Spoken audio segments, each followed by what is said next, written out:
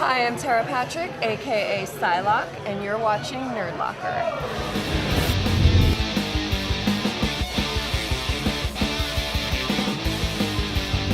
What is up, Internet? Welcome back to another episode of Nerdlocker. I am Brandon.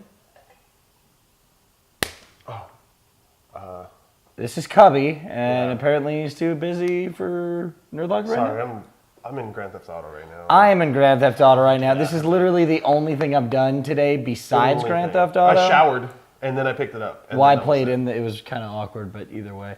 Let's just get to it so we can get back to that. We have for those of you that don't know, today is Tuesday for us. Yes. We're going to just... Either way. Get it going. Hugh Jackman has recently come out and teased that you might see a Wolverine Michael Fassbender Magneto fight in X-Men Days of Future Past. Says it is a time-traveling movie, and maybe he ends up in the past, and maybe Magneto doesn't know who he is, and maybe there's some fun that ensues with that.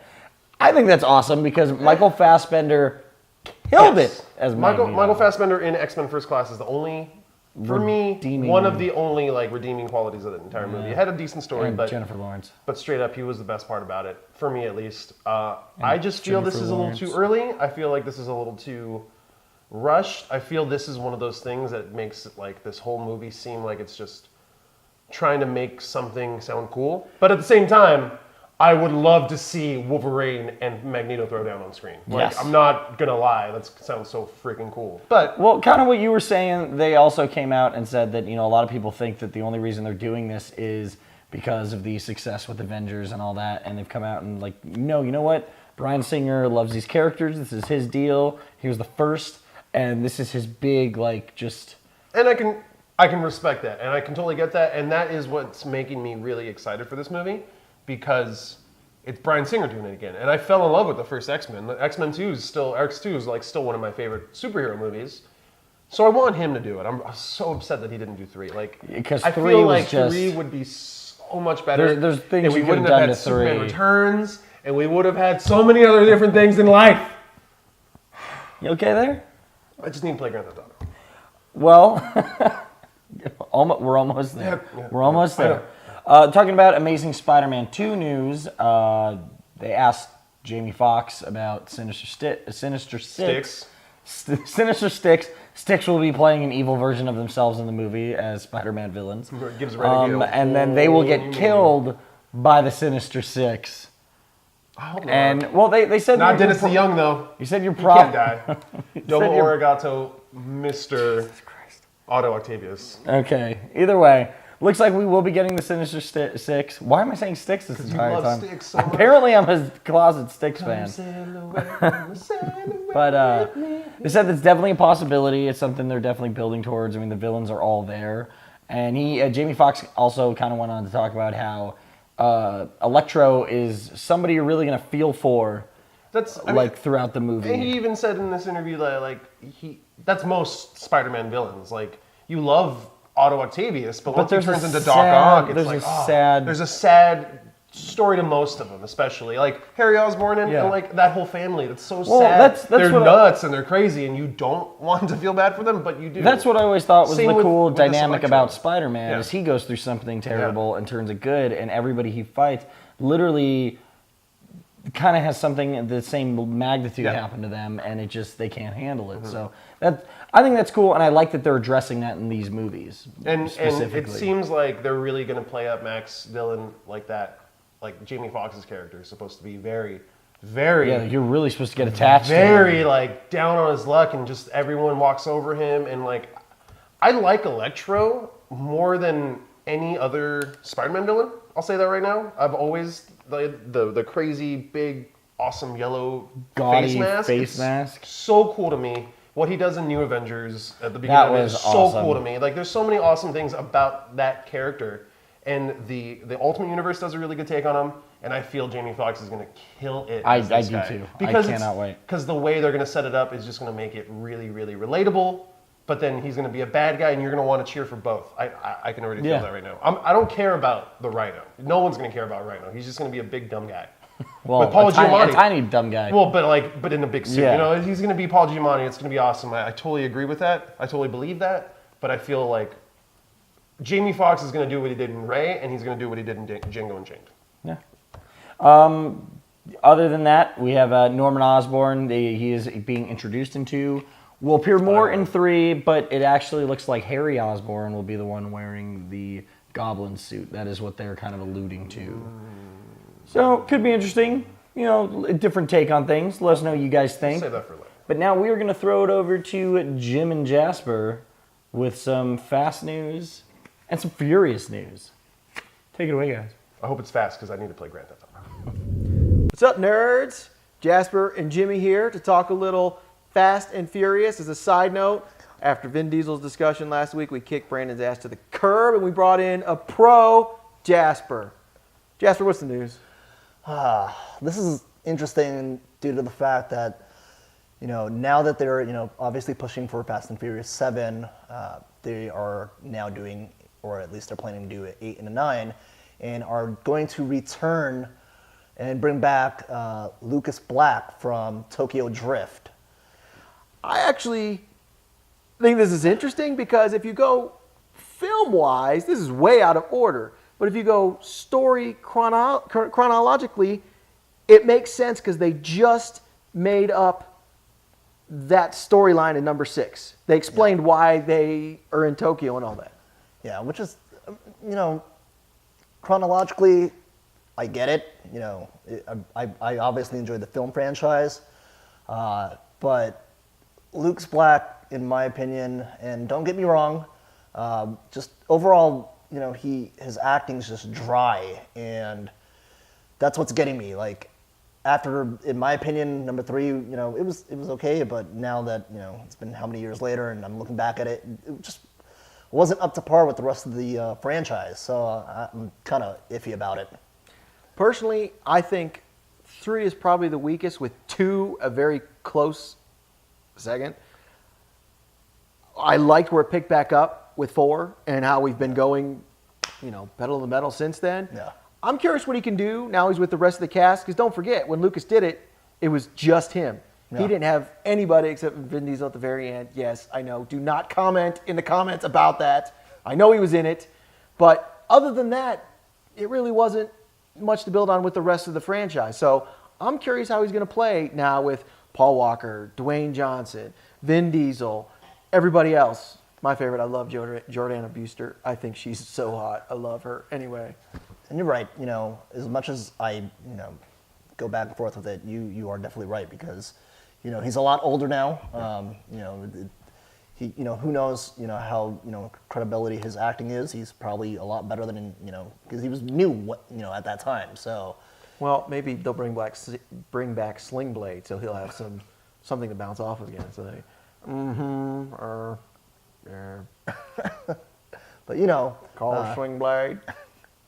It will, it's interesting news for the fact, now that they're obviously doing, 8 and 9. So it's, a whole new trilogy. That's pretty amazing. yeah, for it being And Jason Statham, my hero. I love that dude. he's awesome. That dude. They actually just talked about him in a total separate note. Expendables 3, Terry Crews, the guy who's in all the commercials.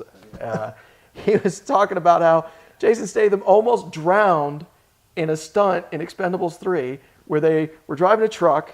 He's in the truck with them. They're supposed to just stop, get out, and shoot. Something went on. Brakes wouldn't work. Go into the water. Careens Totally into the water. almost drowned. Finally gets out. Everybody gets out. Goes right back to shooting. He was like, let's just do it. I'm like, dude. And that's why he's a badass. I love Jason Statham. He's my hero. Anywho, sorry. Back to Lucas Black. No, everything's just, coming to full circle with now that the franchise is obviously, taking the direction that it's going to. But, overall, it's interesting news, obviously, 8 and 9 for, it being the first movie to now it being 9 movies. It's just insane. It's mind-blowing. It's like, it's the Star Wars of, car movies. Whoa. Let us know what you guys think in the comments below. Not Star Wars. Okay, so this news came out recently, and he got excited, I got excited, and we hugged, and it was awkward, but it was cool because... We hugged, and then we quickly unhugged because it was not happening. But yeah. What? Never mind, just keep Either way, Warner Brothers has announced that there will be a new Harry Potter film series set in the universe of Harry Potter. Actually, based off of one of the books that you see in the... Yeah, I know, this is how I am right now, but I have to tell you guys. Keep saying it. Fantastic Beasts and Where to Find Them with the author of the book, Newt Scamander. I'm probably saying it wrong, but whatever. It's Expanded universe. That's the most important thing about all of this is we're getting Harry Potter expanded universe. I have been waiting since the end of that book for Dark Horse or Vertigo or some comic book company to grab the rights of this and have just Harry Potter titles. Mm-hmm. You know, like Star Wars has expanded universe, and I know there's rumor of J.K. Rowling writing another Harry Potter book, but I want more. I want more, and the fact that we're doing this, maybe this leads to more of an expanded universe of Harry Potter. I think we've been friends since a little bit after 7 came out. Like a little bit after that, then we started like hanging out. And I think like literally every 3 or 6 months, we bring up this conversation about how badly we want an expanded universe of Harry Potter. Badly we want it. It's such a rich universe. It's not even getting tapped by anything. We were definitely fortunate enough to be in the generation where every time that book came out, I was the same age as Harry. It was there for me to do literally, like, it helped me with so many things. It was great.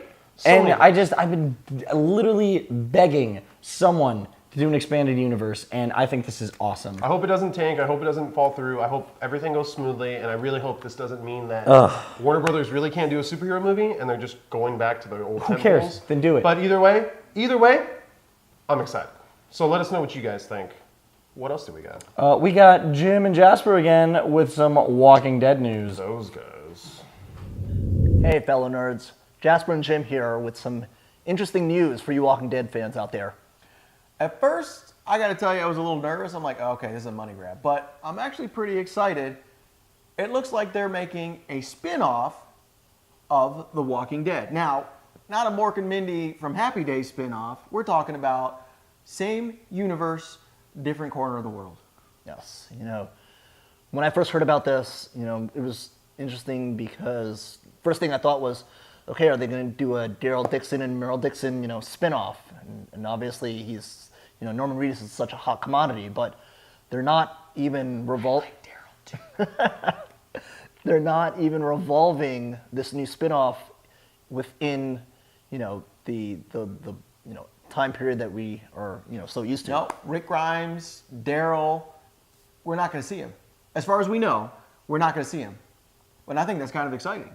One of the things that Robert Kirkman talked about is he has been kind of hampered by some of the things that are now in the TV show that he did in the book originally, obviously. Now with this new spin-off, he can do whatever he wants. He doesn't have to be tied to anything. Yeah, which is surprising because he has so much material. Yeah. Right now they're doing their 10th anniversary. That's not even going to be a factor. 10 years. What are they up to? 114, I think, in the books? That's crazy. So it's interesting to see where they go. It's pretty much sky's the limit for you Walking Dead fans out there. Anything can happen. It's not even, in the continuity of like the timeline. One of the things I'm excited about is they never reference, as far as I remember in the comic book, the CDC. And we have them in the TV show at the CDC, and they reference France being one of the last holdouts, and they're really close. Well, hopefully in this new universe, I'm hoping they don't do like a World War Z thing where they do letters and going around interviewing people. But it'd be very cool to see, okay, where is this cure? How close are we? Are we close? Yeah. That sort of thing. So I think that's kind of exciting. What I'm more even curious about is the fact that it could be, it could be France, it could be New York.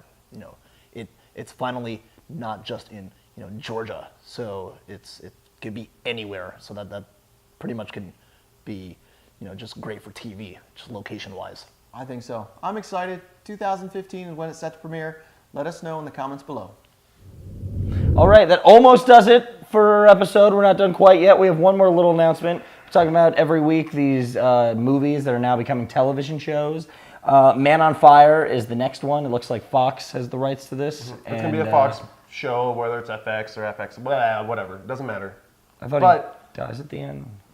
Not really, but kind of. But like, it's not a happy ending movie at all. That's what makes it really cool, because he goes through all this stuff, and it kind of happens. It's a really heavy choice he has to make, and then I don't know. I just don't know how I feel about it.